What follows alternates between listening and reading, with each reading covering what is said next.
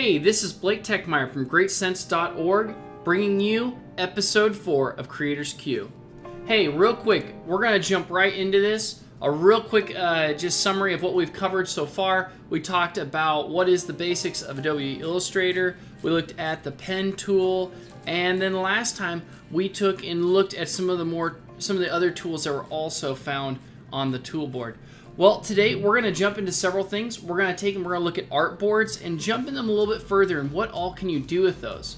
We're going to talk about layers and how those play a big part in your editing. We're going to talk about clipping masks and how that can just transform your experience in Illustrator. And then lastly, we're going to look at some patterns, how to make patterns in here, and how to save your awesome projects. So get ready, it's going to be a fun one. So let's start off here first. I want to just talk to you a little bit about artboards. Now, this file is massive, so it takes a little while to load, but I'm going to use it to kind of illustrate for you the different artboards that are out there. Now, remember, if you go to View, go to Fit All in Window, you can see everything you got in here. Now, what you can see is I have a bunch of different artboards, and some are different sizes, some are bigger, and some are kind of like a square over here. Well, with artboards, we talked about that's what makes Illustrator a little bit different than Photoshop. Instead of just having one thing you're working on, you can have multiple boards that you're working on at the same time. And one thing you can do is here, click here, go to Fit on Screen, and you can be working on just that one artboard at that time, which is awesome. Now, one thing that I really wrestled with when I first started using Illustrator was, what if I don't like the size of my artboard, or what if I want to change it? Well, what you can do is you come over here to Properties. This is the easiest way that I've found, and you just click Edit Artboards. Now from there, you can click on them and move them to different places. You got to be careful. Sometimes things are not linked quite right, and if you move an artboard, it might change. Some of the things might get left behind, so you got to be careful with that. But you can take and move around artboards.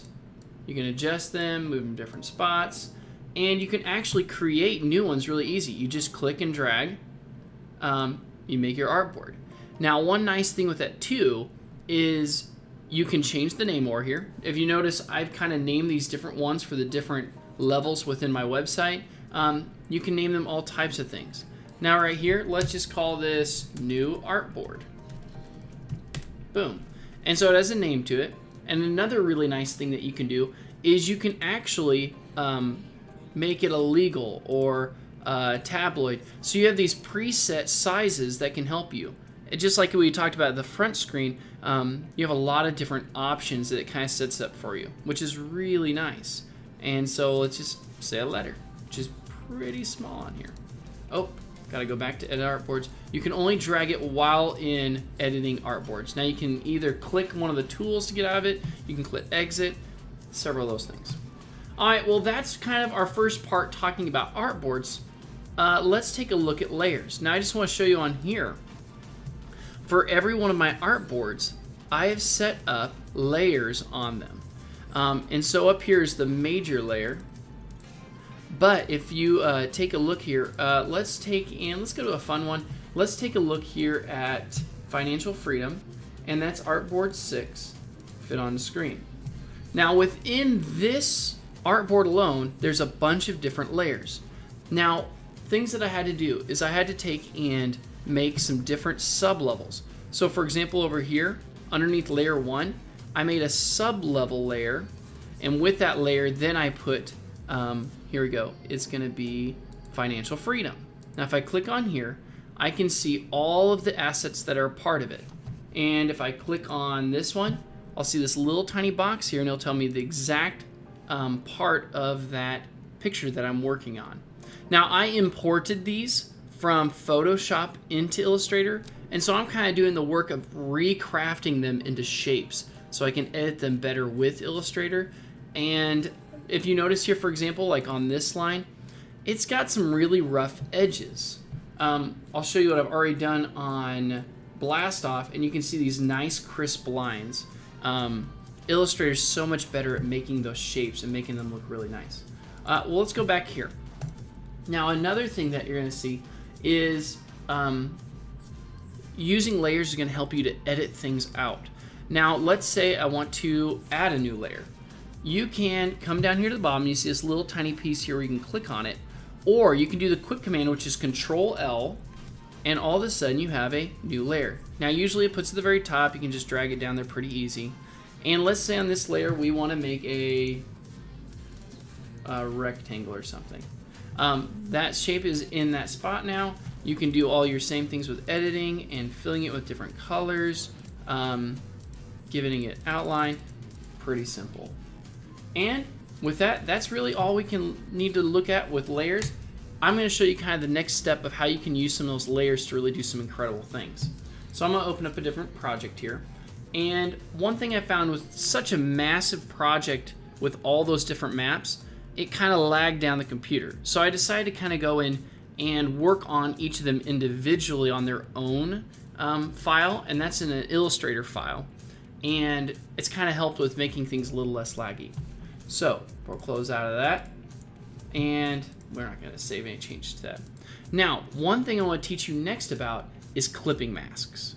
This is an incredible part of Illustrator that really makes a huge difference. Because beforehand, when I was using Photoshop, one thing that you'll notice here, if I go to my layers, and let's go to my stars that I kind of had in here. Click on it, and if I drag it off, it's that shape, and so I can't adjust it at all. It's what it will be forever at this point. Now, if I want to take and change it though, there's some really cool things I can do.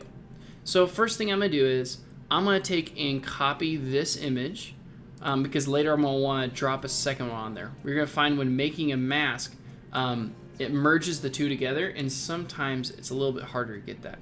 So we're just going to unsee that for a second. We're going to take it out of view. And I already found a picture. I'm going to drag in here this one. Now it's from Unsplash.com. They're an incredible website with tons of free pictures that you can pick from. And they're non-copyrighted, so there's no worries. I think it's super important, though, to probably give a shout out. And this one, for example, is from Fonzie Ferdinand. Now, if I drop it in here, one thing you're going to see is it's colossal. So I come here, and let's just drop this down to 1,000. Make it a little bit smaller. Let's adjust it at about the size that I want. Hold down Shift, drag it out here to the outside. Now, I'm going to take this picture, and now I'm going to drag it below the shape, and watch this. This is incredible. I'm going to hit Shift, click on here, and then I have the two of them. Now, there's two different ways you can do clipping masks. You can go here, you go clipping mask, make, or you can also take and right click and it'll say make clipping mask. So we do that, and this is why I made that second shape here. So that way I can pop that back up on here, and I can drag this down here to about where my stars are at, and now look at that shape. One thing that's really cool is this too. Let's say I'm not really liking how I have this adjusted. Let's say I want to zoom in a little more on the stars there, and so I drag this out, and then I click off again, double click. Notice how it changed, the clipping mask changed the picture in the background, yet at the same time, my outline of that shape is the same. It didn't go beyond those boundaries.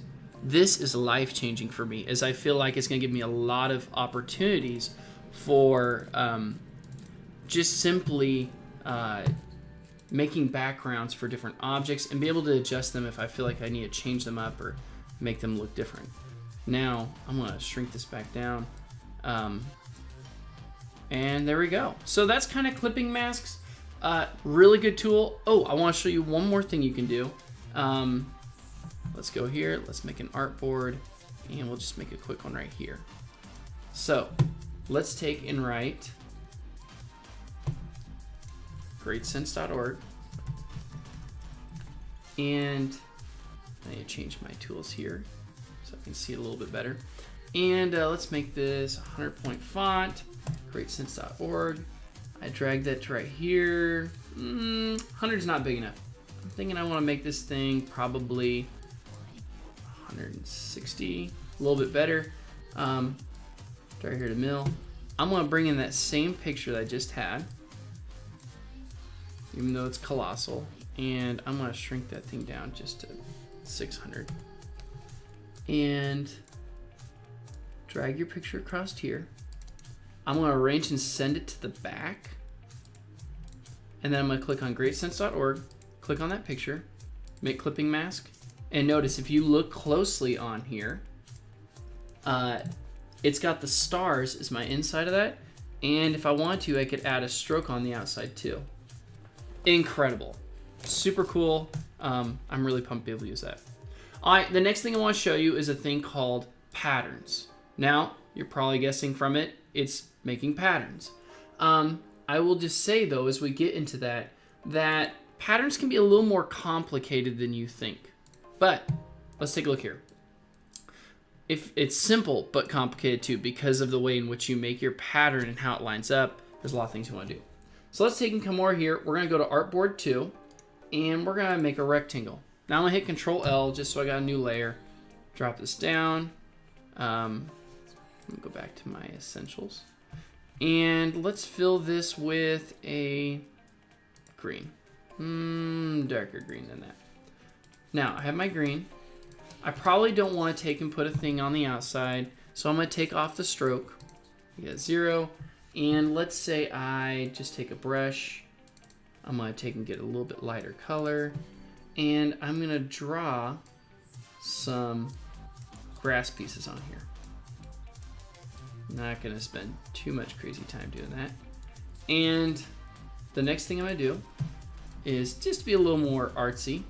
Click off on there. I get these ones. I'm going to drop their opacity to like 49%. And I'm going to change the brush so that they're kind of more ruggedy. Okay, so there we go. Now I'm going to take and click, I'm going to select all these. I'm going to group them in one group. And I'm going to hit Shift and I'm going to drag them down. Now for me, I just want to make them a little bit smaller pattern. Maybe you want your pattern to be bigger, but for me, I'm going to do that. Now this is really simple how to do this. One, you can select everything and you've made it one object, so it's grouped. And you can go to Pattern, you can go to Make. That's one option. Or a really simple way that I learned how to do it, highlight your object, drag it over to your swatches, and you can just drop right in there. Now once it's in there, you can double click on it, and it's going to let you see it in this pattern. So this is what your pattern is going to look like as it's spread out. Now there's a lot of options here. First off, you can name it, let's call it green grass. And then down below here, you can do grid. You can do it by row where it kind of moves it out of shape so it's not split in the same way. You can do brick by column. You can do hex by column. Haven't tried that before. That looks pretty cool. But let's just do brick by row for right now. I think that looks nice.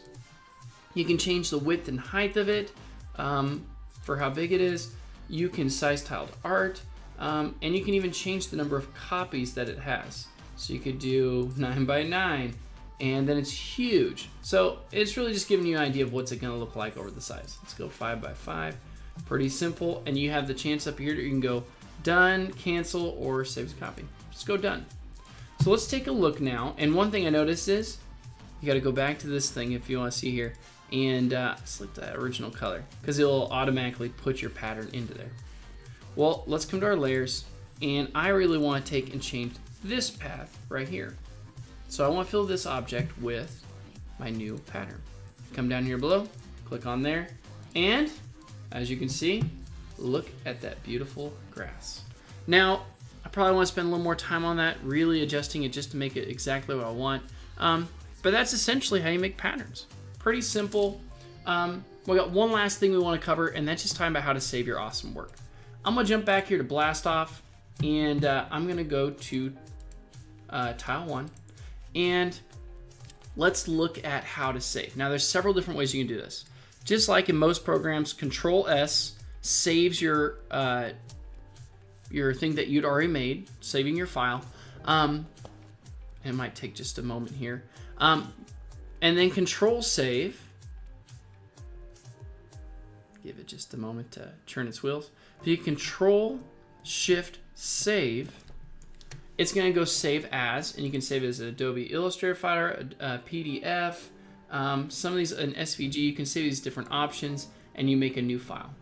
I'm going to put down here and I'll put it in my episode 4 box, and I'll just call it blast off. So I can save right there. It's gonna make the new file there. It's gonna give me some options here. Going through that, hit OK. So that's another option that you have. Now another way that you can save your files, give it a moment here just to get it rolling. You can go to File, you can go to Export, and you can go Export for Screens. And this is going to give you some options here, and this is just for your screen, and it usually just makes it a PNG, and so it'll save both items at the same time. Let's go to Export Artwork, and it put it on the desktop for me, but I can see right there I have my greatsense.org, and I have my blast off, which looks pretty dang awesome. All right, now I can also go here and I go Export, Export As.